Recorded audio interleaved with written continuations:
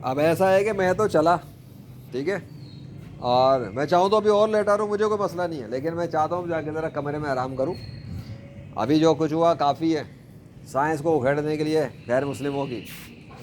अभी थोड़ी देर पहले पानी आया था यहाँ पे, करेगा कोई यकीन? ऐसे ऐसे पानी आता है आसमान से, ऐसे पानी आता है और ऐसे जाता भी है। अब पता लग गया पानी कंट्रोल कौन कर रहा है। मेरा बादशाह पानी कंट्रोल करता है।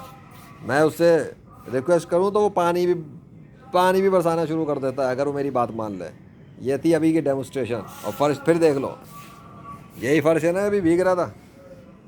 ये है अल्लाह के हुक्म से होने वाले कमालात। जब चाहे बादलों को काला कर देता है, जब चाहे बादलों को सफ़ेद कर देता है। पूरा आसमान ज़मीन फ़िज़ा उसके कंट्रोल में। वो है इस कायनात का खुदा। अब पढ़ लो कलमा ला इलाहा इल्लल्लाह मोहम्मद रसूलुल्लाह सल्लल्लाहु अलैहि वसल्लम। I am going now.